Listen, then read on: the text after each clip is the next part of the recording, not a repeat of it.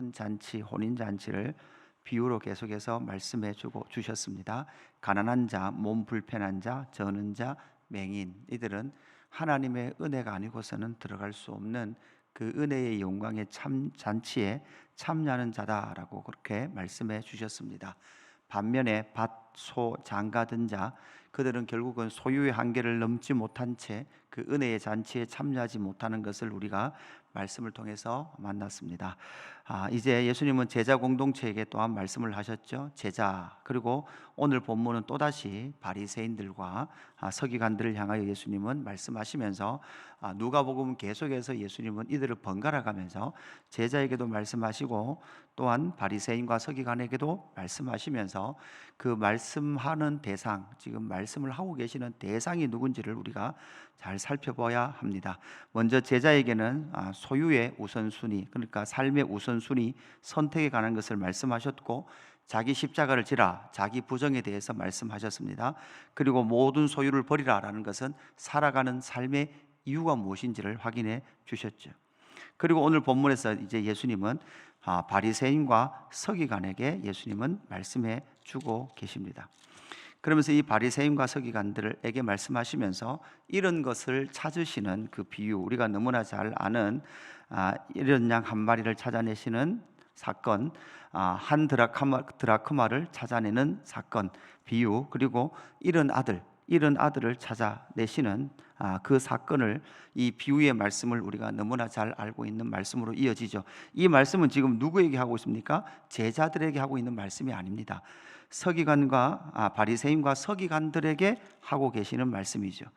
바리새인과 서기관들, 바리새인들의 기도문에 보면 이런 내용이 있습니다.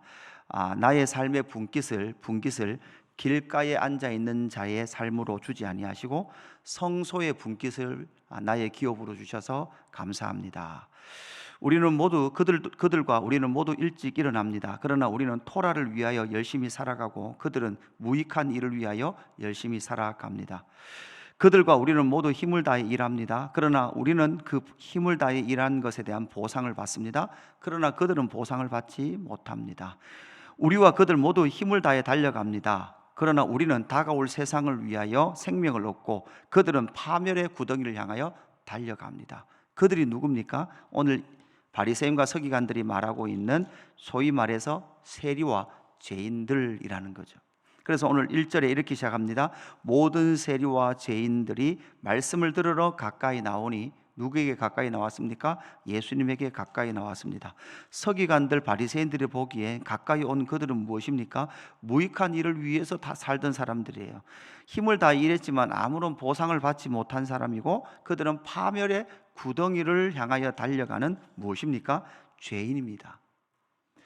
그렇게 생각하고 있는 바리새인과 서기관들이 이 죄인이 예수께 나오는 것을 보고 그들이 수군거립니다.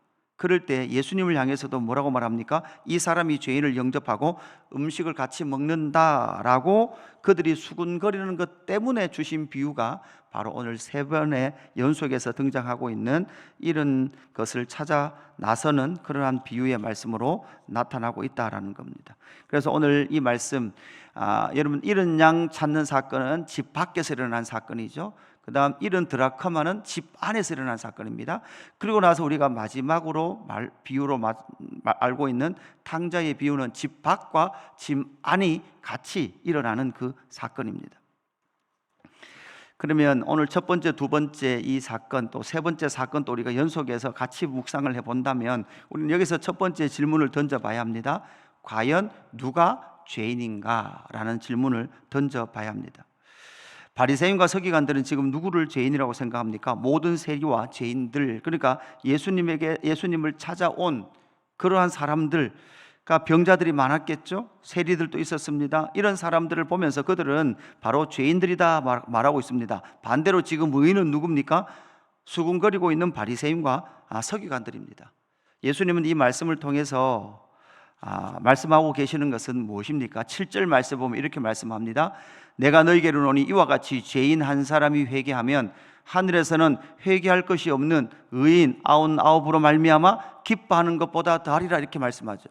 그러니까 100마리 양을 치던 목자가 한 마리를 잃어버립니다. 그 한 마리를 찾아 나섰습니다. 그렇게 한 마리를 찾았을 때에 그 한 마리 찾은 것을 말미암아 기뻐하고 이런 양을 찾았으므로 말미암아 즐거워한다, 이웃과 함께 즐거워한다, 이렇게 말씀하고 있죠. 지금 이 모습이 지금 누구의 모습입니까? 예수님 자신의 모습이죠. 그런데 여기서 7절에 다시 보면 회개할 것이 없는 의인 99 이렇게 말하죠. 그러니까 회개할 것이 없는 이런 말씀을 통해서 사실 예수님은 지금 누구를 책망하고 있는 거죠? 바리새인과 서기관들을 책망하고 있는 거죠. 하나님의 나라의 잔치는 누가 누리는 잔치입니까? 은혜를 입은 자들이 누리는 잔치입니다.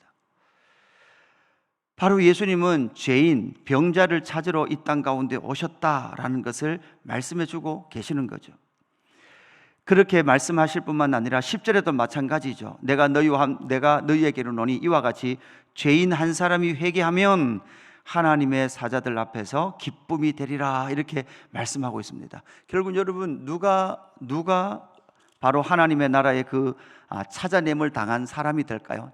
돌아오는 사람이 되는가 하면 바로 자기가 죄인인 것을 인정하면서 무한 사람, 회개한 사람, 회개하며 예수를 찾아온 그 사람이 바로 하나님의 나라의 천국의 잔치에 들어가는 사람인 반면에, 반대로 보면 여러분, 바리새인과 서기관들은 어떤 사람들입니까? 바로 자기가 의롭다고 생각하는 그 사람은 바로 하나님의 잔치에 참여할 수 없다라고 말씀하고 있습니다.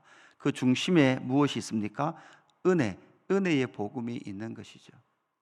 우리는 기독교의 복음을 은혜의 복음이라고 말합니다. 그런데 신앙생활을 하다 보면 이 은혜는 너무나 작은 것이 되어버립니다. 은혜는 너무나 작은 것이 되고 내 삶의 문제는 너무나 큰 것이 되죠. 그러면서 우리는 신앙생활을 몇 대 신앙생활을 해왔다, 나의 직분이 무엇이다 라고 말을 하면서 그 은혜의 복음은 우리 안에 온데간데 없고 우리의 신앙생활의 행위만 남아있는 것이 오늘의 우리의 모습이 아닌지를 우리는 반드시 점검을 해 봐야 합니다. 오늘 이 하루도 살아가는 이유는 바로 하나님께서 은혜 주심으로 말미암아 오늘 이 하루도 살아가는 줄로 믿습니다. 이것이 은혜의 복음의 중요한 핵심이 되는 거죠. 누가 죄인이냐, 이 문제를 예수님은 지금 다루고 있는 것입니다. 누가 죄인입니까? 바로 죄인이라는 것을 인정하고 회개하며 그 은혜가 아니고서는 하나님께 나아갈 수 없다라고 인정하는 그 사람. 반대편에 바리새인과 서기관들은 자기들은 바로 의인이다라고 생각하고 있는 그 사람들이 바로 죄인이다라고 예수님은 책망하고 계십니다. 그렇다면 누가 찾아 나섭니까? 누가 찾아 나섭니까? 목자가 찾아 나섭니다. 어떤 한 여자가 찾아 나섭니다. 여러분, 이것은 바리새인과 서기관들을 지금 예수님은 책망하고 있는 내용인데, 구약 성경의 에스겔서라든지 이런 책들을 찾아보면 그 에스겔서 34장 같은 데 보면 그 당시에 거짓 선지자들이 뭐합니까?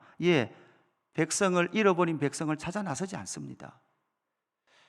스가랴서 같은 데 보면 여러분, 양들을 잡아먹어버립니다. 누가? 거짓 목자들이. 구약 이스라엘 백성들 속에는 거짓 목자들이 너무 많았습니다. 여러분, 여기서 참 목자는 사실 여러분 100마리 양 중에 한 마리를 잃어버렸어요. 그런데 잃어버린 한 마리 양을 찾아 나서기 위해서는 99마리를 어떻게 됩니까? 들에 남겨놓아야 돼요. 효율적으로 보면 여러분 어떻게 하는 게 효율적일까요? 그 주인이 목자가 한 마리 양을 찾으러 나간 사이에 어떤 일들이 99마리에게 일어날 수도 있는 상황이죠. 여러분, 우리 지금 이 시대에 효율적인 것을 생각해 본다면, 효과적인 것을 생각해 본다면 잃어버린 하나 그거 버리고 99마리로 마는 게 나아요. 빨리 번식해서 더 많은 양을 만드는 게 효율적이에요. 그러나 목자는 잃어버린 한 마리를 찾아 나섰다라는 사실이죠. 8절에도 보니까 어떤 여자가 10드라크마가 있는데 하나를 잃어버리면 등불을 켜고 집을 쓸며 찾아내기까지 부지런히 찾지 아니하겠느냐, 이렇게 말을 하고 있죠. 이 한 드라크마, 여러분 부지런히 이것을 찾고 있는 한 여인의 모습을 우리에게 보여주고 있는 거죠. 누가 찾아 나서느냐? 어떤 모습으로 찾아 나서느냐? 여러분, 이 모습이 누구의 모습입니까? 이 모습이 결국은 세 번째 비유에 보면 나타납니다. 누굽니까? 아버지입니다. 아버지. 찾고 계신 분이 누굽니까? 하나님 아버지다라는 것을 우리에게 말씀해 주고 계신 거죠. 예수님은 이 땅 가운데 왜 오셨습니까? 하나님 아버지의 마음과 하나님 아버지의 이유를, 목적을 알기 때문에 예수님은 이 땅 가운데 오셨습니다. 그래서 그것을 잃어버린 자를 찾기 위해서 예수님은 지금 열심히 어디를 향해 나가고 있습니까? 십자가를 향해 나가고 있죠. 여러분, 십자가를 향해 나가는 그것을 이 세상 사람들은 비효율적이라 그래요. 비효과적이라 그래요. 예수님 살아있어서 그 능력을 가지고 5천 명을 먹이던, 보리떡 5개와 물고기 2마리로 5천 명을 먹이는 그 능력으로, 병자를 고치는 능력으로 지금까지 고쳤으면 엄청나게 고치셨겠죠. 그런 일이나 하라는 거죠. 그러나 예수님은 진정한 그러한 찾는 일, 진정한 양식을 먹이는 일은 영혼을 고치시고 죽은 영혼을 살리시기 위하여 예수님은 어디를 향하여 열심히 전진해 가신다는 겁니까? 십자가를 향하여 전진해 가신다는 거죠. 이 세상 사람들이 볼 때는 비효율적입니다.